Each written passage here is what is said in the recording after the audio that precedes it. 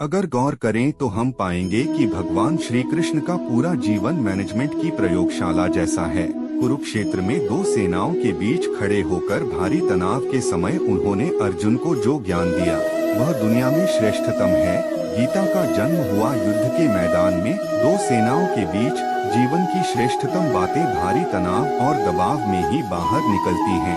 अगर आप दिमाग को शांत और मन को स्थिर रखने की कोशिश करें तो सबसे बुरी परिस्थितियों में भी अपने लिए कुछ बहुत बेहतरीन निकाल पाएंगे। यही सिखाते हैं कृष्ण। गीता पढ़ने से पहले अगर इसी बात को समझ लिया जाए तो गीता पढ़ना सफल हुआ मानो। श्री कृष्ण का जीवन ऐसी ही बातों से भरा पड़ा है। जरूरत है नजरिए की। उनका जीवन आपके लिए माइथोलॉजी का एक हिस्सा मात्र भी हो सकता है और आपका पूरा जीवन बदलकर रख देने वाला ज्ञान भी। यह हमें तय करना है कि हम उनके जीवन से लेना क्या चाहते हैं। श्री कृष्ण मात्र कथाओं में पढ़े या सुने जाने वाले पात्र नहीं, वह चरित्र और व्यवहार में उतारे जाने वाले देव हैं। वह हमें सीख देते हैं कि कभी अगर आपको जीवन की स्थितियों पर रोना आए तो एक बार श्री कृष्ण की जीवनी पर नजर जरूर डाल लें, रोना बंद कर देंगे। श्री कृष्ण ने एक जेल में जन्म लिया था और जन्म लेने के तुरंत बाद ही उन्हें रात में ही उफनती यमुना पार कर गोकुल ले जाया गया।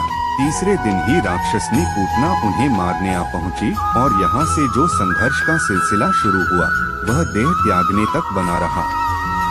भगवान श्री कृष्ण का जीवन कहता है, आप कोई भी हो, संसार में आए हैं तो जब तक जीवन है आपको संघर्ष करना ही होगा। वे चाहे श्री कृष्ण हो या पुरुषोत्तम श्री राम, मानव अवतार लेकर परमात्मा भी सांसारिक चुनौतियों से बच नहीं पाए। लेकिन श्री कृष्ण ने कभी किसी बात की शिकायत नहीं की, हर परिस्थिति को जिया और जीता। श्री कृष्ण कहते हैं, परिस्थितियों से भागो मत, उसके सामने डटकर खड़े हो जाओ, क्योंकि कर्म करना ही मानव जीवन का पहला कर्तव्य है। हम कर्मों से ही मुश्किलों को जीत सकते हैं। श्री कृष्ण ने अपनी शिक्षा मध्य प्रदेश के उज्जैन में सांदीपनी ऋषि के आश्रम में रहकर पूरी की थी। कहा जाता है कि 64 दिन में उन्होंने 64 कलाओं का ज्ञान हासिल कर लिया था। वैदिक ज्ञान के अलावा उन्होंने कलाएं सीखी। शिक्षा ऐसी ही होनी चाहिए जो हमारे व्यक्तित्व का रचनात्मक विकास करे। संगीत, नृत्य, युद्ध सहित 64 कलाएं कृष्ण के व्यक्तित्व का हिस्सा बनी। अगर आप विद्यार्थी हैं तो खुद को सिर्फ किताबी ज्ञान तक सीमित ना रखें, अपने कौशल पर ध्यान दें, हर फन मौला बने। अगर आपके बच्चे स्कूल में पढ़ते हैं तो उन्हें अपने व्यक्तित्व को कौशल समृद्ध करने को प्रोत्साहित करें। उनमें कोरा ज्ञान ना भरें, उनकी पढ़ाई ऐसी हो कि उनकी रचनात्मकता को नए आयाम मिले। कृष्ण ने जीवन भर कभी उन लोगों का साथ नहीं छोड़ा जिनको मन से अपना माना। अर्जुन हो, सुदामा या फिर उद्धव, श्री कृष्ण ने जिसे अपना मान लिया उसका साथ जीवन भर दिया। रिश्तों के लिए उन्होंने कई लड़ाइयाँ लड़ी और रिश्तों से ही कई लड़ाइयाँ जीती। उनके जीवन का सीधा संदेश है, सांसारिक इंसान की सबसे बड़ी धरोहर रिश्ते ही हैं। अगर किसी के पास रिश्तों की थाती नहीं तो वह इंसान संसार में अच्छा जीवन नहीं जी सकता।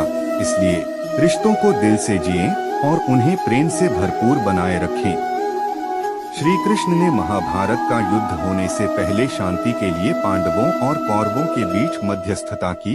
हालांकि दोनों ही पक्ष युद्ध लड़ने के लिए आतुर थे, लेकिन श्री कृष्ण ने हमेशा चाहा कि कैसे भी युद्ध टल जाए। सबक यही है कि झगड़ों से कभी समस्याओं का समाधान नहीं होता। शांति के मार्ग पर चलकर ही हम समाज का रचनात्मक विकास कर सकते हैं। श्री कृष्ण ने समाज के लिए और मन के लिए शांति को ही सर्वोपरि कहा।